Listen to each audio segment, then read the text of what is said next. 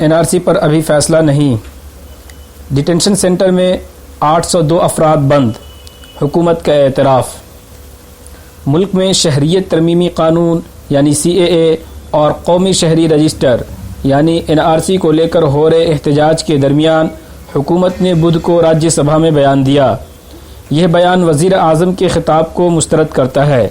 وزیر اعظم نے کہا تھا کہ ملک میں کوئی ڈیٹینشن سینٹر نہیں، سب جھوٹ ہے، لیکن حکومت خود پارلیمنٹ میں بتاتی ہے کہ آسام میں موجود ہے اور لوگ اس میں زیر حراست ہیں۔ اسی طرح سرکار نے کہا کہ ابھی NRC پر ملک گیر پیمانے پر فیصلہ نہیں ہوا ہے۔ اس کا مطلب یہ بھی ہے کہ NRC ہوگی اور ہر حال میں ہوگی، لیکن ابھی نہیں ہوگی، اور یہ بھی ہو سکتا ہے کہ ملک گیر ہو، ریاست گیر ہو، مرحلہ وار NRC لاگو کیا جائے۔ حکومت نے تحریری جواب میں بتایا کہ آسام میں بنے ڈیٹینشن سینٹر میں 802 لوگ اس وقت بند ہیں۔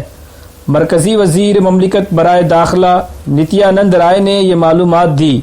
انہوں نے 6 مارچ 2020 تک کی یہ معلومات دی ہے۔ انہوں نے یہ بھی بتایا کہ ملک بھر میں NRC لاگو کرنے پر بھی ابھی کوئی فیصلہ نہیں ہوا ہے، یعنی آئندہ فیصلہ ہو سکتا ہے، اور ملک بھر میں نہیں تو ریاست وار طریقے سے لاگو کیا جا سکتا ہے۔ ایک اور سوال کے جواب میں نتیانند رائے نے بتایا کہ گزشتہ 5 سال میں حکومت نے 14,864 بنگلہ دیشی لوگوں کو شہریت دی ہے۔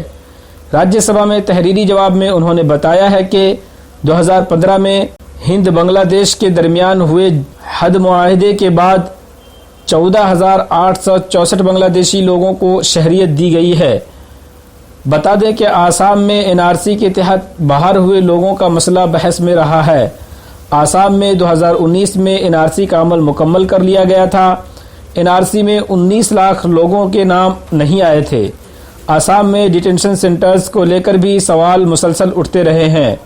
وزیر اعظم نریندر مودی نے ایک انتخابی تقریر میں کہا تھا کہ آسام میں کوئی ڈیٹینشن سینٹر نہیں ہے، اگرچہ بعد میں حکومت نے معلومات دی تھی کہ آسام میں ڈیٹینشن سینٹر ہیں۔